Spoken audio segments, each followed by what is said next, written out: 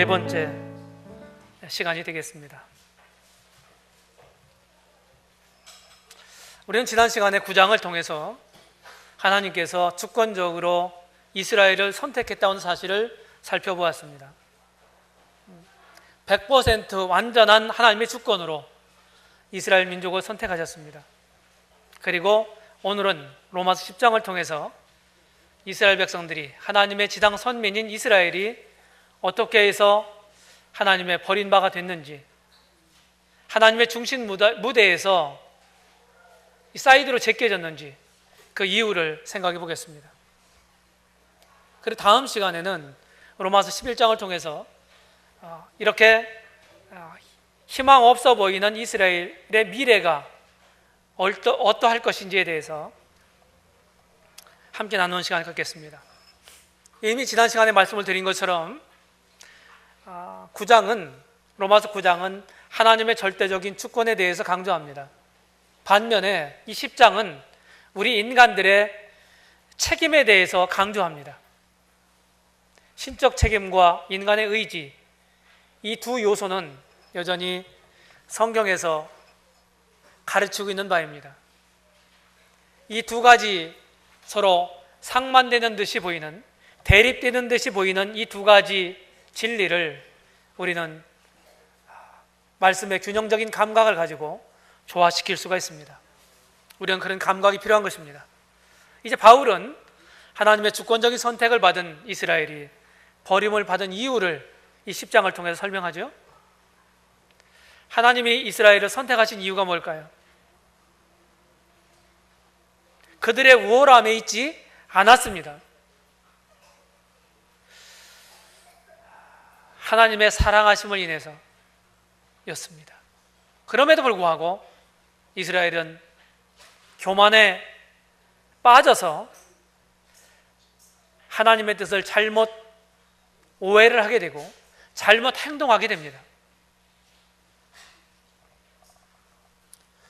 그들은 지나친 국수주의에 빠져서 자기들 나라 밖에 있는 이방인들을 개돼지 취급을 하면서 교만했습니다.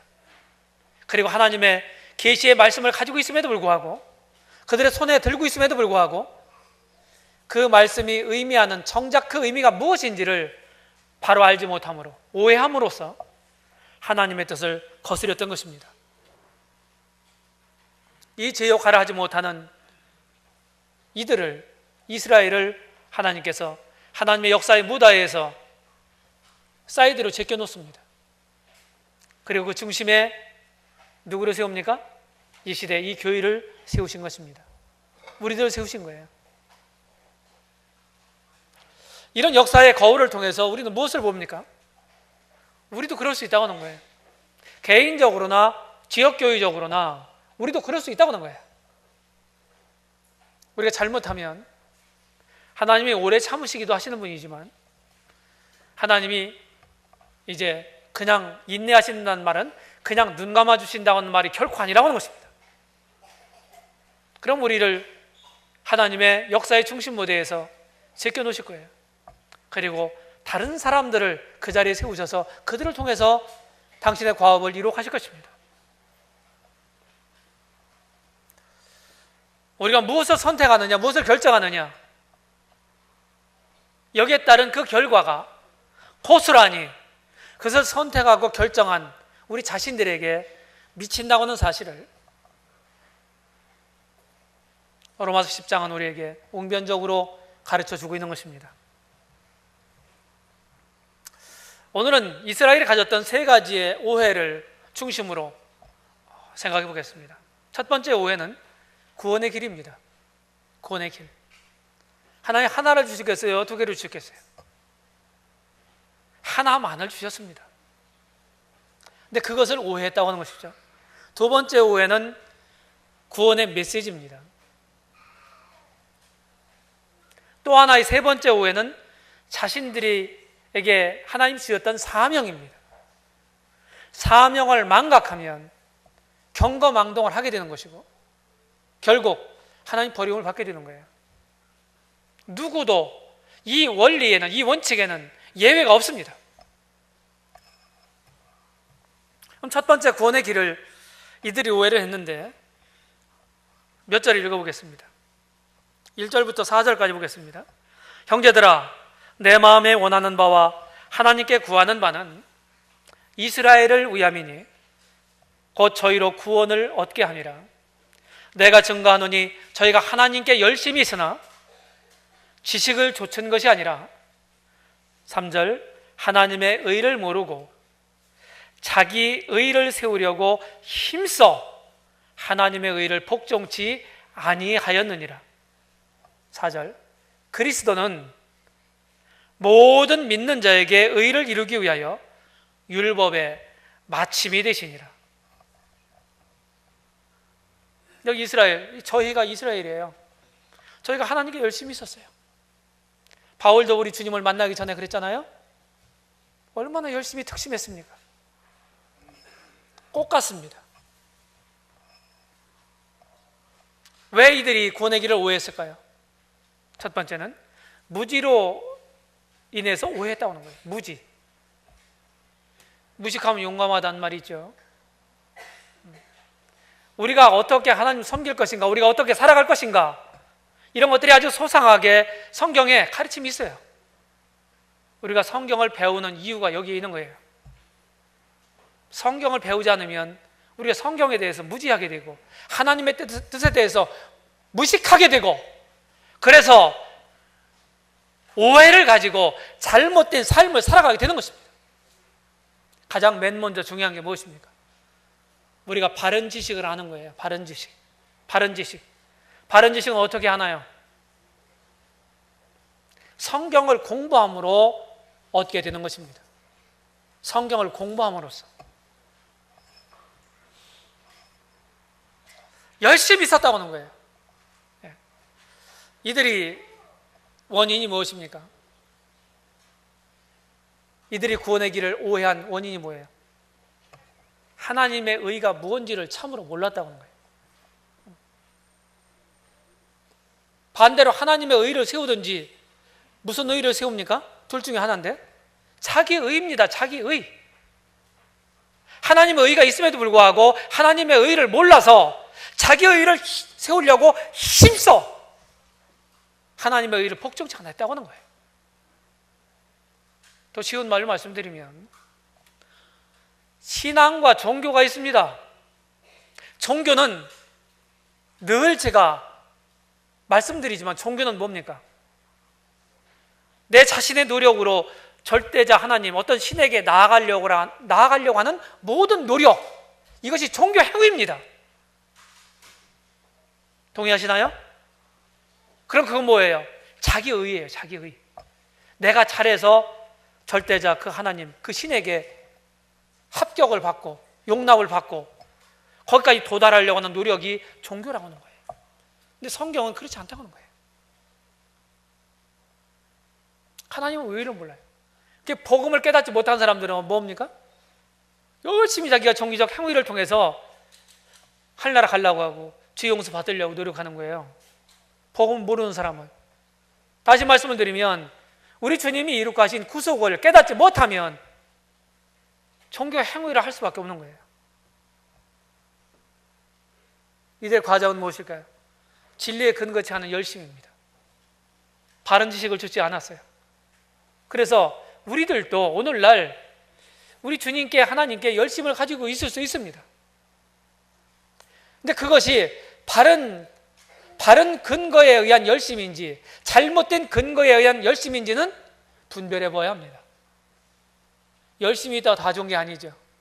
잘못된 것에 근거를 한 열심은요, 하나님을 대적하는 행위로 나타나게 됩니다. 하나님의 뜻을 거스르게 되는 것입니다. 그래서 그릇된 방향으로 가는 거예요. 그 결과는 무엇입니까? 하나님의 의를 복종치 않게 된 거죠. 다른 말로 하면은 하나님의 뜻을 거절한 것입니다. 하나님을 위한다고 하는 마음을 가지고 있었지만은 정작 내용은 그렇지 못했다고 하는 거예요. 이것이 이스라엘이 하나님의 의에 대한 무지로 인해서 이렇게 행동을 했고, 결과가 이렇다 하는 것입니다. 자기의 의의를 그래서 추구하게 됐잖아요. 하나님의 이름을 가지고 있고 하나님의 이름을 부르고 있지만은, 하나님을 위한다고 생각하고 있지만은, 제대로 하나님의 의의를 모르게 되면은 자기의 의의를 추구하게 되는 거예요. 자기 의의를 쌓으려고 하는 거예요. 복음을 깨달은 사람이라 할지라도 우리가 깊이 이 구속의 개념을, 구속적인 사랑을 내 마음 가운데 적시지 않고서는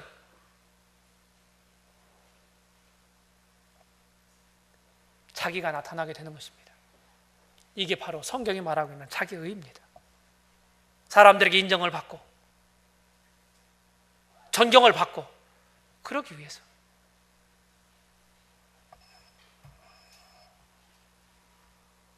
근데 성경 뭐라고 얘기하나요? 그리스도는 모든 믿는 자에게 의를 이루기 위해서 율법의 마침이 되신다. 우리 주님은, 이게 무슨 뜻이냐? 우리 주님은 자신의 삶의 방식에 대한 율법의 요구를 이루셨다. 다시 말하면 우리 주님은 율법적으로 비춰봐도 전혀 율법에 걸림이 되지 않았다. 완전한 삶을 사셨다. 이런 말이 되는 것입니다. 그래서 사람으로 태어난 인류 아담 이래로 수많은 사람들이 태어나고 갔지만, 이 땅에 사람으로 태어난 인간 중에서 최초로 무험하고 무지한 분은 딱 한 분입니다. 뿐만 아니라 이 율법의 마침이 됐다는 얘기는 우리 주님이 우리의 죄를, 우리의 잘못을 온전히, 우리의 과거, 현재, 미래의 모든 허물과 죄를 완전하게 책임졌다고는 얘기입니다. 이제 끝내놨다. 이것이 그리스도가 율법의 마침이 되셨다고는 의미인 것입니다. 또 하나는 우리 주님은 하나님의 모든 요구에 책임을 지셨다. 우리 주님은요, 구속만 이루신 게 아니에요. 하나님의 모든 뜻을 밝게 알고 그 뜻을 완전히 받아들이고 그 뜻을 이루신 분이라고요. 하나에서부터 열까지. 그렇지 않은 게 없었어요. 자신의 뜻을 내세우는 게 없었어요. 내 생각에는 이런 게 없었어요. 두루마리 책에 나를 가리켜 기록한 것 같이 내가 아버지의 뜻을 행하러 왔나이다. 이렇게 고백하셨던 것입니다. 그리고 실제로 삶을 통해서 이루신 것입니다. 뿐만 아니라 우리 주님은 모든 믿는 자에게 하나님이 주실 수 있는 의를 가능케 하신다. 이 하나님의 의는 수여됨으로 믿는 자에게 주어지는 것이지 우리가 이룩하는 것이 아닙니다. 그러니까 우리가 하나님 앞에서 의인이 될 수가 있는 거예요. 나는 죄가 없습니다. 나는 의인입니다. 나는 천국에 갈 수 있습니다. 이렇게 감히 말할 수 있는 것이지, 거기에 1%라도 우리 행위가 첨가된다고 한다면 그렇게 말하는 것 자체가 무엇입니까? 하나님께 대한 반역이고 교만이고 죄입니다. 1%라도 있다고 한다. 제가 그런 말씀 드리죠. 순도 100%짜리 하나님의 은혜로 우리에게, 우리 주님을 믿는 사람들에게 주어진 의라고요. 이게 하나님 의라고요. 그러니까 우리가 그렇게 말할 수 있는 거예요. 자기 의의를 추구하는 것은 무가치합니다. 우리가 구원받기 전에도 마찬가지고 구원받은 후에도 마찬가지인 거예요. 이것은요, 불로 타버리 없어질 공력인 것입니다. 아무 쓸데없어요. 두 번째 단락에서 두 번째 오해가 무엇입니까? 구원의 메시지를 오해했다고 하는 것입니다. 여기에 보게 되면 우리가 복음을 전할 때 자주 사용하는 구절이 있죠. 그렇죠? 로마서 10장 9절 10절 말씀인데 8절부터 읽어보겠습니다. 말씀이 내게 가까워 내 입에 있으며 내 마음에 있다 하였으니, 이게 사실은 신명기에 있는 말씀을 인용한 거예요.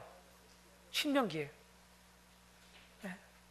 말씀이 이스라엘 백성들에게 얘기합니다. 구약서부터 말씀이 내게 갖고 와 내 입에 있다, 내 마음에 있다. 우리가 전파하는 믿음의 말씀이라. 그 내용이 뭐예요? 내가 만일 내 입으로 예수를 주로 시인하며 또 하나님께서 그를 죽은 자 가운데 살리신 것을 내 마음에 믿으면 구원을 얻으리니 사람이 마음으로 믿어 구원에 이르고 입으로 시인하여 마음으로 믿어 의에 이르고 입으로 시인하여 구원에 이르느니라.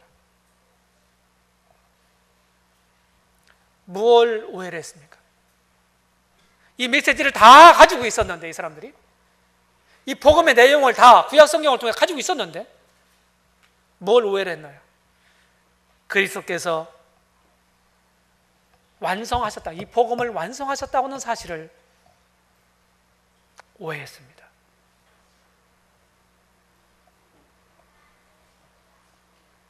여전히 자신이 무엇인가를 이루어야 된다고 생각했습니다. 그리고 행위로 되지 않는다는 사실을 이들이 오해했어요. 믿음으로 된다는 사실을 몰랐어요. 하박국에서도 2장 4절에 보게 되면 오직 의인은 믿음으로 말미암아 살리라. 이것이 하박국 마음 가운데 품고 있었던 의문에 대한 하나님의 대답이셨습니다. 그 하박국의 말씀이 로마서와 갈라디아서와 히브리서 신약에 3번이나 인용하고 있습니다. 인용되고 있어요. 행위로 되지 않는다. 오직 의인은 믿음으로 말미암아 살리라. 이것은 신구약 시대를 막론하고 불변하는 하나님의 법칙입니다. 법칙이에요. 믿음의 사람들은, 하나님의 사람들은 오직 믿음으로만 살아야 합니다. 오직 믿기만 하면 되는 것을 사람들은 그걸 몰랐던 것입니다. 이스라엘은 몰랐던 거예요. 이미 제가 사서 나눠드린 과포레 계곡의 새벽이라고 하는 김성준 선교사의 수기가 있습니다. 참 감동적으로 읽었어요. 진짜 믿음으로 선교를 한 분이에요. 하나님만 의지하고 아무런 인간적 대책이 없었는데 김성준 선교사의 대책은 누구였어요? 오직 하나님이셨어요. 오직 하나님. 사람들에게 무엇인가를 하려고 후원을 호소하고 이런 것들은 그에게는 가당치 않은 거였습니다. 그 하나님을 바라보는 믿음이 아니었어요.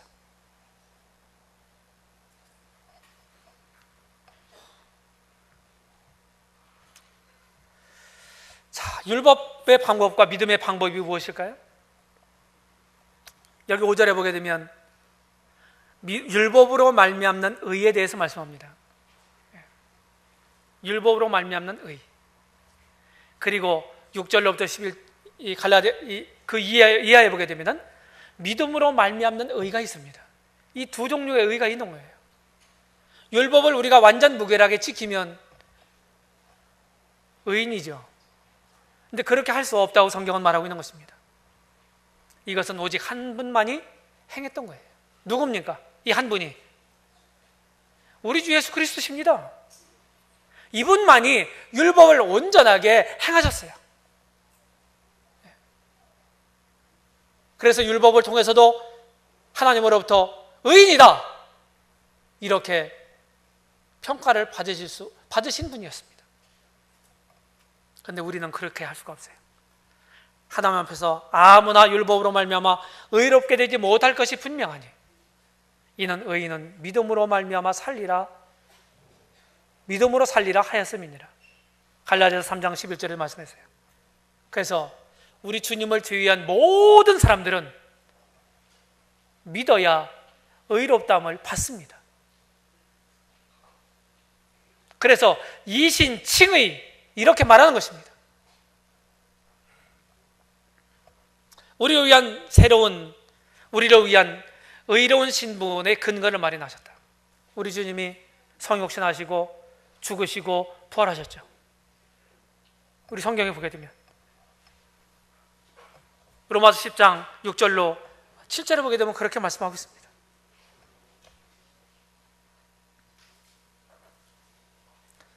우리 주님이 이 땅에 오셔서 그 근거를 마련하신 거예요. 근거를. 구속을 통해서. 그리고 우리의 하나님의 은혜에 대한 반응이 무엇입니까? 이미 우리는 칭의론에 대한 성경의 교리적인 가르침을, 분별을 우리가 로마서 3장을 다룰 때 살펴봤어요. 15장을 다룰 때. 그렇죠? 무엇입니까? 피로 말미암아 의롭다함을 받았다. 로마서 5장 9절에 이렇게 말씀했는데 그건 뭡니까? 죄인을 의롭다 하시는 대가입니다. 로마서 3장 24절에 보게 되면 하나님의 은혜로 값없이 의롭다 하심을 받는 자 되었다. 하나님의 은혜로. 그건 뭡니까? 이미 대가가 지불됐기 때문에 그것을 근거로 해서 사람들에게 하나님의 은혜를 베푸실 수 있었다. 죄인을 의롭다 하신 하나님 원칙이라고 말씀드렸어요. 그 은혜를 받는 방법이, 수단이 무엇입니까? 로마서 5장 1절에 말하는 것처럼 믿음으로 의롭다를 받는 거예요. 믿음으로. 오직 믿음으로. 생명으로 인도하는 문은 좁다고 우리 주님이 말씀하셨어요. 그러나 그 문은 누구에게나 넓게 열려 있습니다. 누구에게나. 생명의 문은 좁은 문입니다. 대부분의 사람들은 크고 길이 넓어서 멸망으로 인도하는 문을 향해서 가고 있다고 얘기하고 있습니다. 그게 누구 말이에요? 우리 주님의 말씀입니다. 그런데 우리는 좁은 문을 발견했고 그분 좁은 문으로 들어선 것입니다. 초대기의 신앙의 기초를 바로 사도 바울은 여기 로마서 10장 9절로 10절에서 말씀하고 있는 것입니다. 이게 초대교회의 신앙을 함축적으로 지금 표현한 것입니다. 무엇입니까? 예수님을 주라고 말해야 합니다. 누누이 말씀드렸죠. 헬라어 주라고 하는 이 말은 큐리오스입니다. 여기 보세요. 일반적인 경칭이었다. 영어로는 Sir, Sir 이런 말입니다. 로마 황제의 일반적인 공칭이었습니다. 네로 황제가 있죠? 그래서 큐리오스 네로 이렇게 부르라고 요구한 것입니다. 그 다음에 헬라 신들의 공칭이었습니다. 큐리오스 세파피스라는 신이 있잖아요. 이렇게 불렀어요. 그런데 히브리어 성경, 하나님에 대한 히브리어가 여러 말들이 있는데요. 아도나이라는 말이 있습니다. 주라고 하는 말이죠. 주. 우리말로 번역하면. 그 히브리어 주라고 하는 아도나이의 헬라어 번역입니다. 큐리오스입니다. 이것은 절대 주권자를 의미하는 거다. 이 말씀 드렸어요. 주님이라고 부르나요? 여러분들 예수님을 주님이라고 부르고 있습니까? 삶 속에서 그렇게 대접하고 있습니까? 대답이 없네요. 유구무원이네요. 그렇게 인정하면 사는 것이 신앙생활이에요. 믿는다는 것이 복음을 딸딸딸 암송을 해가지고서 앵무새처럼 그렇게 말하는 것이 거듭나는 게 아닙니다. 물론 알아야 되죠. 복음의 내용을. 그분을 내 삶의 중심에, 내 마음의 중심에 모시고 그렇게 큐리오스로서 대접하며 사는 것이 신앙생활이에요. 다른 말로 하면 주인 바꾸는 거예요. 두 번째, 초대교회 신앙의 기초는 예수 그리스도가 죽음에서 다시 사신 것을 믿어야 된다는 거예요. 역사적인 사실로서 우리 주님을 죽은 자 가운데 부활하셨어요. 히브리서에 의하면 우리 주님은 뭐예요? 항상 살아계시대요. 지금 살아계신 거예요. 지금도. 그래서 우리 주님은 죽으셨을 뿐만 아니라 뭐 하셨어요? 부활하심으로써 우리 인생들을, 우리 사람들을 죽음의 공포로 붙잡고 있는, 죽지 않으려고 하잖아요. 우리는 어떻게 해서든지. 히브리서 2장에 보게 되면 죽기를 두려워하는 사람들이라고 묘사하고 있습니다. 죽으시고 대신 부활하심으로써 이 죽음을 정복하신 분이십니다.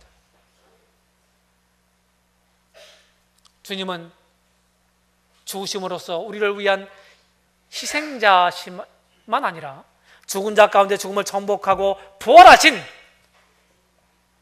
우리의 승리의 주님이 되십니다. 그래서 제가 늘 주문하죠. 예배 드릴 때 그냥 심통한 표정으로 마치 장례식장에 온 것처럼 이렇게 돼서는 안 된다. 그분은 살아나셨다. 살아나셨다. 찬송가가 불러도 그냥 장송곡처럼 부르고 그러면 안 된다고 하는 것입니다. 주님 부활하셨어요. 부활을 얘기하면은 죽음을 전제로 하기 때문에 죽음도 같이 말하는 격이 된다고 말씀을 드렸죠. 서양의 선교사들이 우리나라에 처음 와가지고 맨날 그냥 찔찔 짜고 웃고 회개 기도한다고 울고 그냥 눈물 흘리고 그러니까 예배드린다고 하면서 의아했다고 그래요. 왜 그렇게 웁니까? 그랬더니 죽으신 게 너무 슬펐어요. 예수님은 부활하셨습니다. 그랬대요. 그걸 까맣게 잊고 있는 거예요. 우리 주님의 무덤은 비어있다는 사실을 기억하시기 바랍니다. 초대교회는 교회 성도들은 이걸 믿었다고 하는 거예요. 죽은 자 가운데서 다시 살아나신 것을 믿었다는 거예요. 그리고 마음으로 믿을 뿐만 아니라 입으로 고백해야 되는 거예요. 마음에 믿는 걸 사람들이 말하죠. 마음에 있는 게 입으로 나오죠. 그래 안 그래요? 그 사람의 언행의 내용이, 말하는 내용이, 행동하는 내용이 뭐다 하는 그것을 보면요, 그 사람이 마음 가운데 뭐를 가지고 있느냐를 우리는 알게 됩니다. 마음속은 몰라도 마음속에 있는 것들이 말과 행실을 통해서 표현되기 때문에 그의 언행을 통해서 그 사람의 마음속에 있는 것을 알 수가 있다고. 육신적인 것, 세상적인 것, 마귀적인 것, 이걸 마음에 채우고 있다고 한다면 결국은 그런 말과 그런 언어와 그런 태도와 그런 행동으로 나타나게 되는 거예요. 예수님에 대한 믿음을 가지고 있다고 한다면 뭐라고 하겠어요? 그분을 마음의 주님으로 모시고 인정하고 있다고 한다면 그분을 늘 우리는 삶 속에서 주님이라고 고백하고 대접하게 될 것입니다.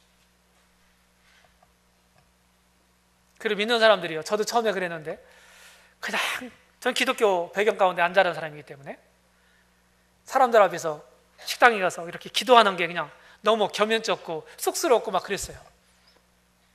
혹시 그런 거 경험하고 계신 분 계시나요? 담대하게 하세요. 그게 내 신앙의 표현입니다. 그리고 다른 사람들에게 가서 나는 이제 예수님을 이렇게 믿었다. 나는 전에 사람하고 다르다. 이제 나는 새로운 가치관과 새로운 목표하에 새로운 방법으로 살아갈 사람이다. 이렇게 얘기하세요. 그러면 믿는 사람이구나. 그게 나에게 주님을 따라가는 신앙생활에도 도움이 됩니다. 자꾸 감추려고 하지 마세요. 자꾸 드러내시기 바랍니다. 세 번째 단락을 보게 되면 자신들의 사명을 이스라엘이 오해했다고 하는 것입니다. 여기 로마서 10장 15절에서 아름답도다 좋은 소식을 전하는 자들의 발이요.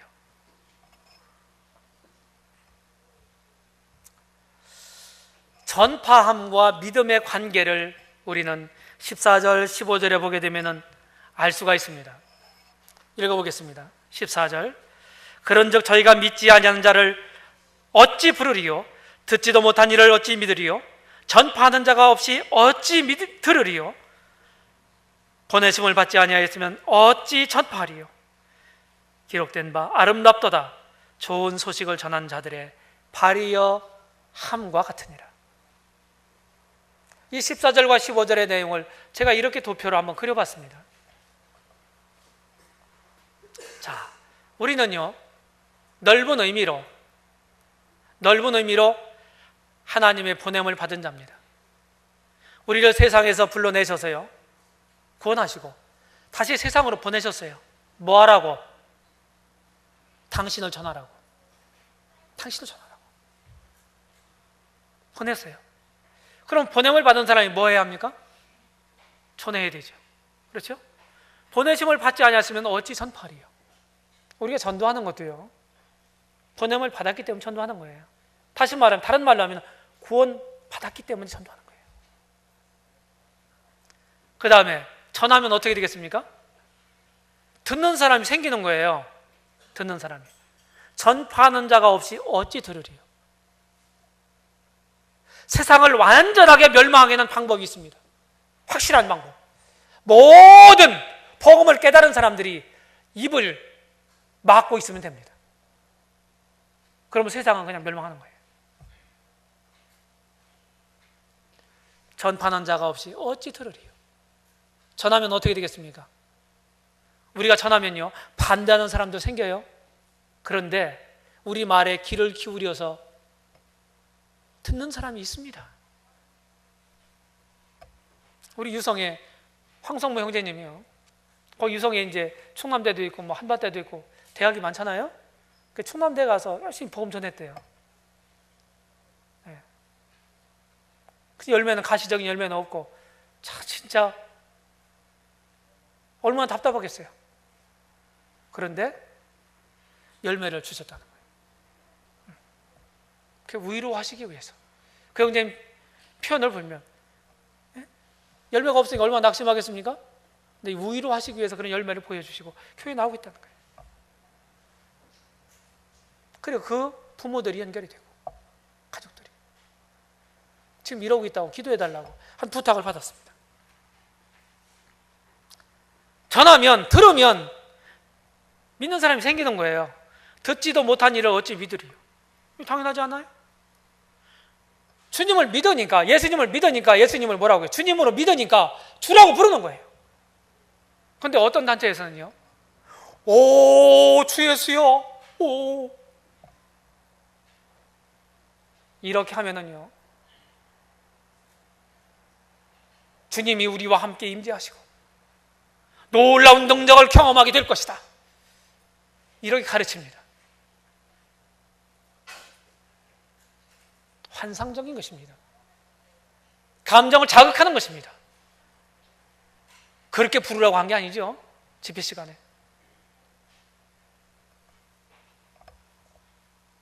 오, 주여. 안 좋아도 오, 주여. 좋아도 주여. 주여, 주여. 의미를 잘 알고 불러야 되는 거예요.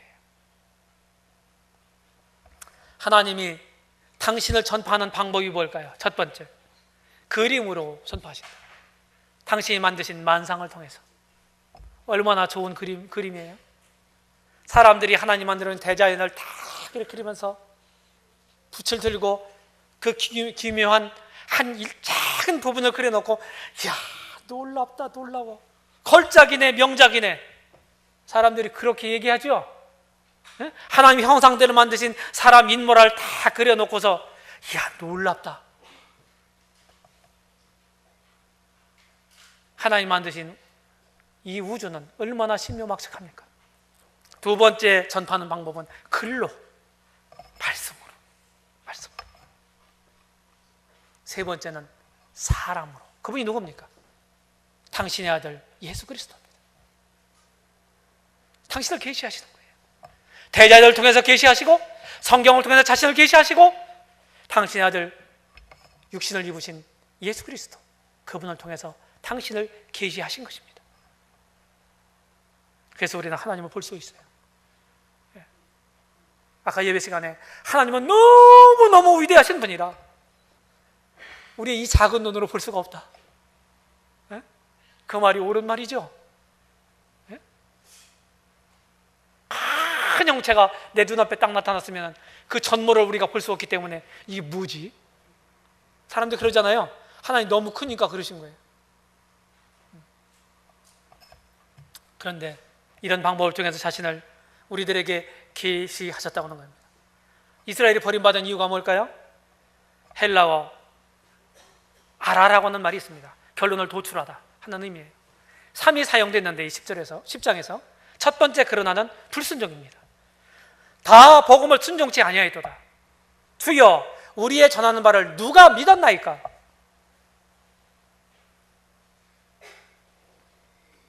복음을 순종치 않았다. 불순종은 곧 불신입니다. 이스라엘은 말씀을 가지고 있어도, 복음을 가지고 있어서도 믿지 않았다는 거예요. 두 번째, 그러나는요, 청종하지 않았다는 것입니다. 듣지 않았다 이게. 저희가 듣지 아니하이느뇨? 그렇지 아니하다 그랬어요. 들었는데 귀담아 듣지 않았다고 하는 거예요. 귀담아 듣지 않았다. 똑같이 들어도요, 여러분들이 귀담아 듣지 않으면요, 요리통에서 요리 나갑니다. 네? 그래서 그렇게 잘하시는 분들은 한쪽 귀로 막으세요. 왜 안 웃으세요?